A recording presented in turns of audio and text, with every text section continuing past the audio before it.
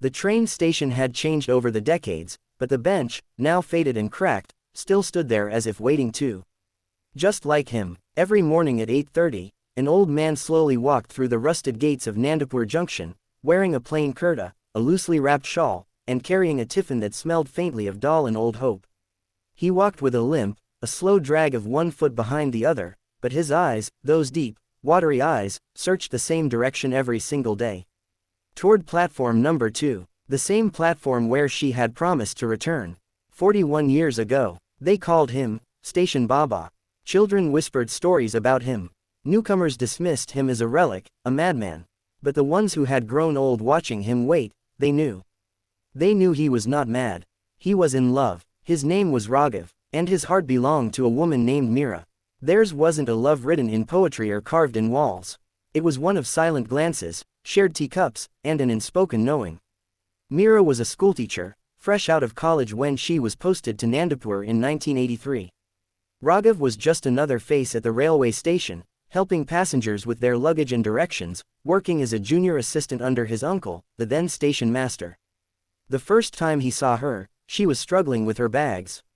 He offered help. She refused. He smiled. She frowned. That was their first meeting. But fate had its own plans. She'd cross the station every day on her way home. He'd find reasons to be near platform 3 around that time. And slowly, without either of them realizing it, their routine became a dance of souls orbiting quietly around each other. One rainy afternoon, she sat beside him on a bench. The train was delayed. They talked, for the first time, about weather, then books, then music. By the time the train arrived, her voice had become his favorite sound. Days turned to months. They started sharing chai under the banyan tree.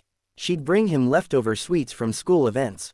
He'd offer to walk her to her home, stopping just before the final street to avoid village gossip. Everyone who saw them together could sense it, the kind of quiet bond that didn't need a label. But not every story is blessed with time. One morning, she arrived with tears in her eyes. "I have to go home," she said. "For how long?" Raghav asked, his throat tightening. "My father wants to see me. There's a boy, a marriage proposal." The words hit him like a speeding train. "I'll come to your house," he said. "Let me speak to him." She shook her head. "He won't agree. You know our castes. We'll run away. I can't do that to my mother.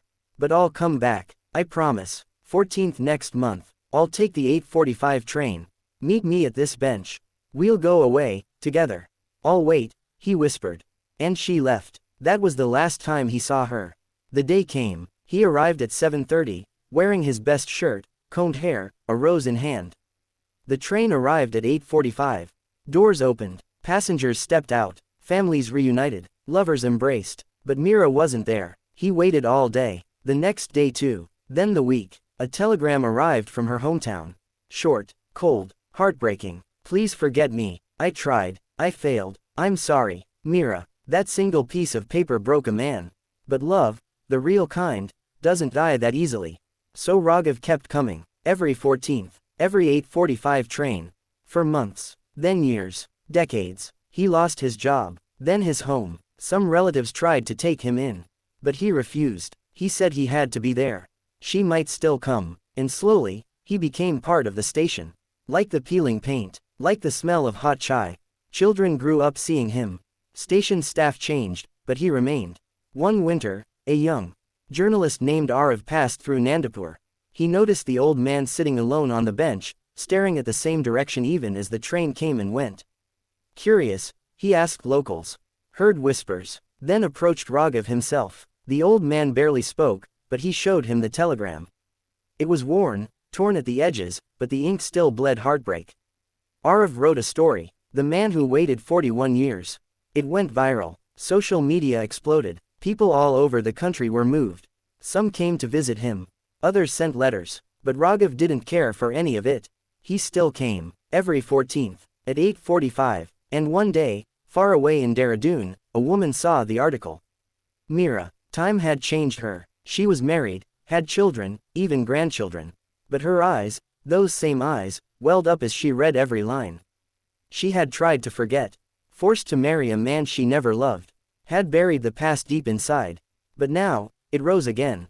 He had waited. For 41 years. She wept. For hours. For days. Then, on the 14th of March 2025, she boarded the 5:30 train to Nandapur. When she arrived, it was 8:42. She stepped onto platform 2. There he was, still, on the same bench, a pink scarf in his lap, the same one she had left with him decades ago.